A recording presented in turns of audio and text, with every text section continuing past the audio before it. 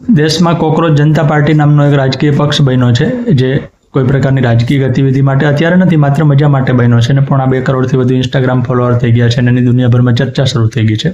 કારણ કે સુપ્રીમ કોર્ટના ન્યાયાધીશે એવું કીધું કે ઘણા યુટ્યુબરો અને ઘણા વકીલો છે કોકરોચની જેમ પાછળ પડી જાય છે. એમની વાત સાવ ખોટી નથી, પણ કોઈએ વિરોધ કરવા માટે પાર્ટી સ્થાપી દીધી. એ રાજકારણ બાજુ ઉપર રાખીએ. નામ છે એ જજે વાપર્યું કે કોકરોચની જેમ પાછળ પડી જાય છે, એટલે પાર્ટી માટે એ નામ પસંદ કરવાનું. અને જજે એટલા માટે વાપર્યું કે કોકરોચ પેરાસાઇટ છે, પરજીવી છે, બીજા સજીવો પર આધારિત છે.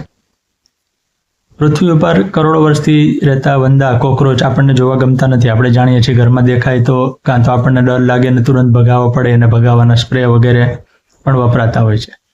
પણ જીવશાસ્ત્રની દ્રષ્ટિએ જોઈએ તો બહુ વિશિષ્ટ સજીવ છે.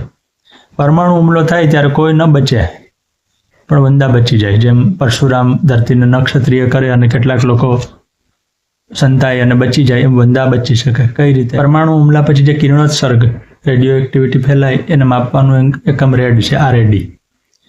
એટલે મનુષ્ય છે 500 રેડ જેટલો કિરણોત્સર્ગ સહન કરી શકે. CT સ્કેનમાં કિરણોત્સર્ગનું પ્રમાણ હોય, એટલે 42 CT સ્કેન થાય એકસાથે, એ 500 રેડ જેટલું અંદાજે હોય છે. તો મનુષ્ય છે 500 રેડ જેટલો પરમાણુ કિરણોત્સર્ગ સહન કરી શકે. પણ વંદાની એક ક્ષમતા બહુ જાજી છે. વંદા છે એ 6400 રેડ જેટલી પરમાણુ કિરણોત્સર્ગની અસર છે, ત્યાં સુધી એને કંઈ થતું નથી. એટલે આપણા કરતાં 13-14 ગણા એ વધારે સહનશીલ છે પરમાણુ હુમલાની બાબત. એટલે પરમાણુ હુમલો થાય ત્યારે વંદા બચી જાય એવી શક્યતા બહુ જાજી છે. એનું શરીર એટલું લીસું હોય છે કે પાતળી જગ્યામાં સમાઈ શકે. એનું માથું કપાઈ જાય તો 10 દિવસો સુધી એ જીવંત રહી શકે છે.